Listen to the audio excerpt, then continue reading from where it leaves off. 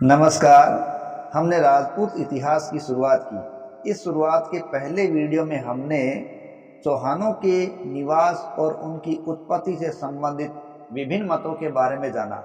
इसी के साथ हमने शाकंभरी के चौहानों के अंदर प्रारंभ के शासक वासुदेव चौहान से लेकर चंदन राज तक के शासकों के बारे में जानकारी प्राप्त की थी।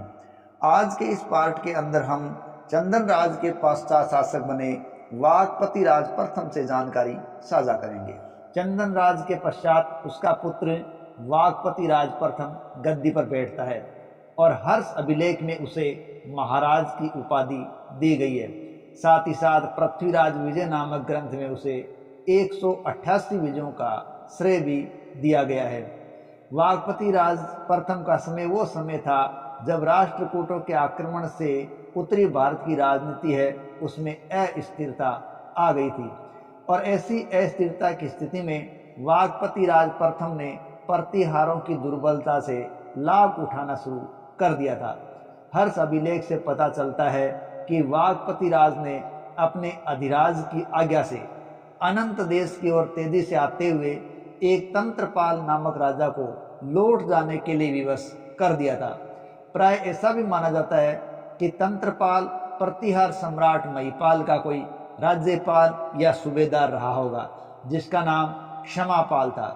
वाकपति राज के पास तेज दौड़ने वाले घोड़ों की एक कुशल सेना थी जिसका मुकाबला तंत्रपाल के धीरे धीरे चलने वाले हाथियों की सेना नहीं कर पाई थी। हर्ष अभिलेख में उसकी महाराज की उपाधि भी उसकी राजनीतिक संपन्नता का सूचक है और भाग्य उसका ये था कि वह उस समय सांबर का शासक था जब राष्ट्रकूटों ने दक्षिण से प्रयाण कर उत्तरी भारत की राजनीति में हस्तक्षेप किया और प्रतिहारों को जर्जरित किया और राष्ट्रकूटों के जाने के बाद अव्यवस्था का लाभ वाकपति राज ने उठाया और प्रतिहारों को परास्त करके अपने राज्य में उनको मिला लिया था।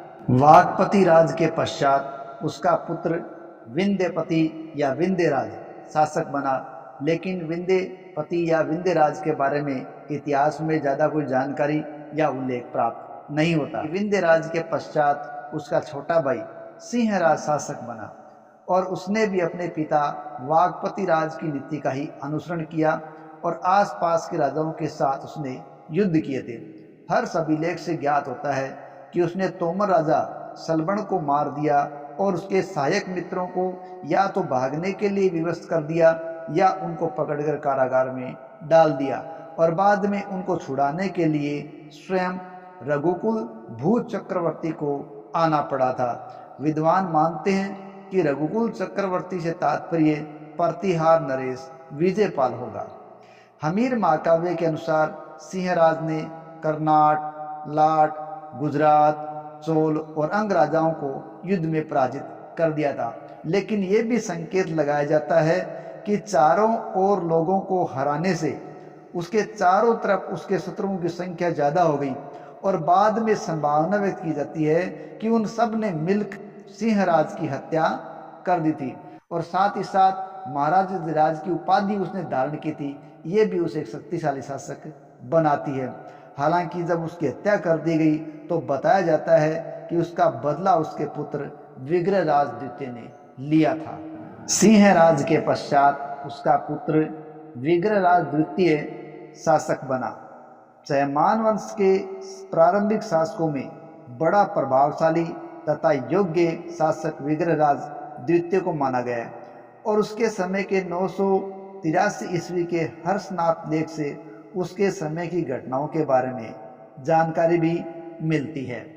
विग्रहराज द्वितीय में एक अच्छे विजेता और अश्वारोही के गुण थे जिसके कारण उसके शत्रु सदा उससे भयभीत ही रहा करते थे। हर्ष अभिलेख से ज्ञात होता है कि उसने कुल लक्ष्मी तथा विजय देवी का कष्ट से उद्धार किया। हर्ष अभिलेख से पता चलता है कि उसके समय में उसके वंश को विपत्ति से छुटकारा मिल गया था तथा उसने कुछ नए प्रदेशों को भी जीता था। हर्ष अभिलेख में यह पता चलता है कि सिंहराज के बाद मानो डरी हुई राज्य लक्ष्मी इस चिंता से त्रस्त थी कि अब उसका उद्धार कौन करेगा, उसका रक्षक कौन होगा, किंतु विग्रहराज द्वितीय ने अपनी दोनों भुजाओं में दीर्घकाल तक प्रतिष्ठित किया और चारों ओर दुष्टों का दमन कर दिया और सारी पृथ्वी को खेल ही खेल में उनको वश में कर लिया था। इसी हर्ष अभिलेख से ही विग्रहराज की सुख समृद्धि आदि का विवरण भी पता चलता है, जो उसके सफल प्रशासन, संपन्न राजकोट तथा सैन्य शक्ति का एक अलग ही परिचायक है। जयानक भट्ट का भी कथन है कि उसने अपने घोड़ों की सेना से उठी हुई धूल से सूर्य को अंधकार रूप में परिवर्तित कर दिया था।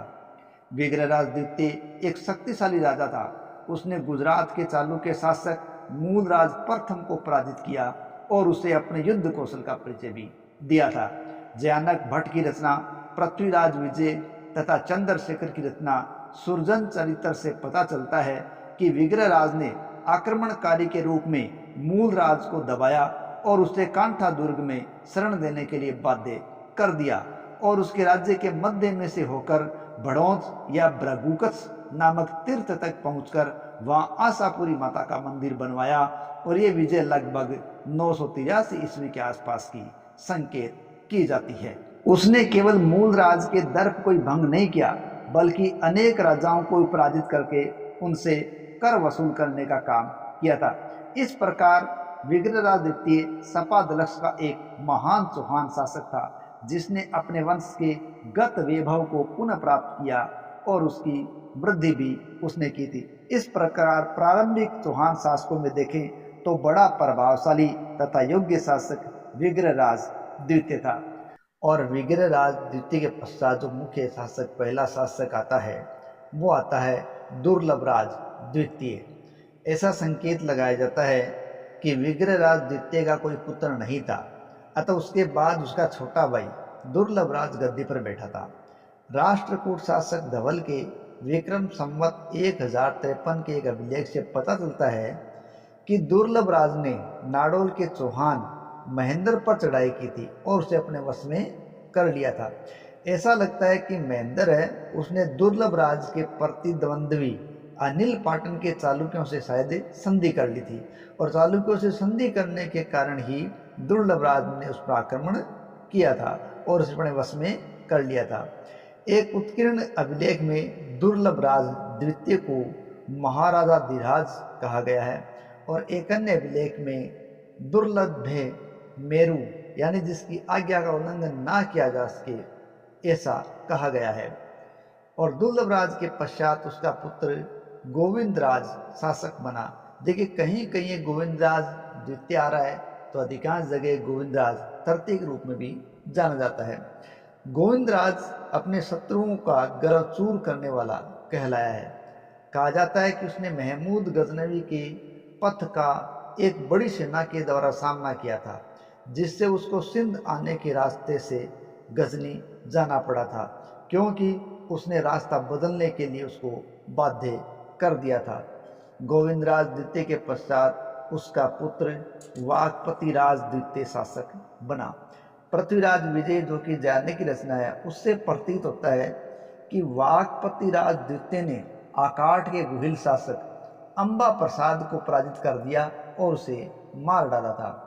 बाद के साहित्यिक साक्ष्यों में उसे परमार राजा भोज और चेदी देश के राजा के ऊपर विजय प्राप्त करने वाला भी कहा गया है, किंतु ये कथन सही नहीं लगता, क्योंकि वाकपति राज द्वितीय के उत्तराधिकारी वीर राम को तो भोज के हाथों हार कर सामना करना पड़ा और अपनी जान भी गंवानी पड़ी थी, इसलिए ये बात यहाँ असंगत सी प्रतीत होती है। वाकपति राज द्वितीय के पश्चात उसका उत्तराधिकारी वीर राम हुआ।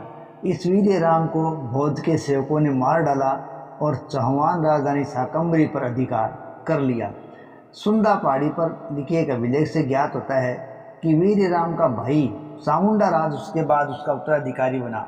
अब उस चामुंडा राज ने नाडोल के चौहान शासक अनिल की सहायता प्राप्त की और शाकंभरी को परमारों के हाथ से पुनः मुक्त करा लिया था। इस प्रकार चामुंडा राज शाकंभरी को पुनः प्राप्त करने वाला राज बताया गया है। चामुंडा राज के पश्चात उसका पुत्र दुर्लभराज तृतीय राजगद्दी पर बैठा। दुर्लभराज तृतीय ने गुजरात के चालुक्य शासक कर्णदेव को हरा दिया था, किंतु उसे मातंगों के विरुद्ध सहायता नहीं मिली। यह यूँ कहीं मातंगों के साथ युद्ध हो रहा था तो उसे किसी प्रकार की सफलता नहीं मिली और उसे अपनी जान गंवानी पड़ी थी। दुर्लभ राज तृतीय के पश्चात उसका भाई था विग्रहराज तृतीय, वो शासक बना। विग्रहराज तृतीय के समय में प्रतिहारों और चौहानों में मधुर संबंध बने रहे। विग्रहराज तृतीय ने चालुक्य नरेश कर्ण को हराने में मालवपति उदयादित्य की सहायता की थी। तुर्जन चरित्र से पता चलता है कि विग्रहराज से प्राप्त सारंग नामक घोड़े और सेना की मदद से उदयादित्य ने कर्णदेव को पराजित कर दिया था। विग्रहराज तृतीय के पश्चात उसका पुत्र पृथ्वीराज प्रथम गद्दी पर बैठा। पृथ्वीराज प्रथम एक शक्तिशाली नरेश था जिसने परम भट्टारक, महाराजा धीराज, परमेश्वर आदि बड़ी बड़ी उपाधियां धारण की थी।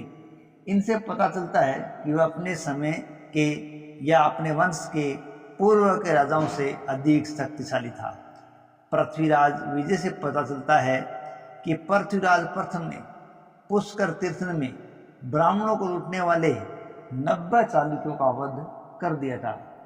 चालुक्य शासक कर्णदेव और जयसिंह सिद्धराज पृथ्वीराज प्रथम के समकालीन बताए जाते हैं। अतः इन्हीं दोनों में से किसी शासक के सैनिक को पृथ्वीराज प्रथम ने मारा होगा।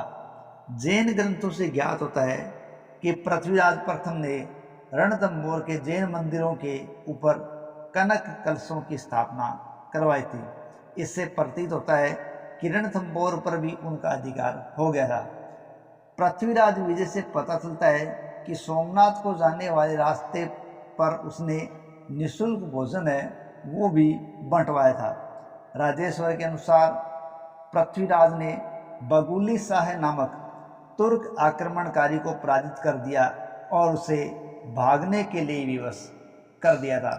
तो यहाँ तक कथा हुई राजपूत शासक चौहान वंश के शाकंभरी के चौहान पृथ्वीराज प्रथम की कथा। आज के इस एपिसोड के पश्चात हम अगले पार्ट में देखेंगे चौहान सत्ता को वास्तविक रूप देने वाले अजय राज चौहान की गाथा को जानेंगे। जय हिंद, जय भारत।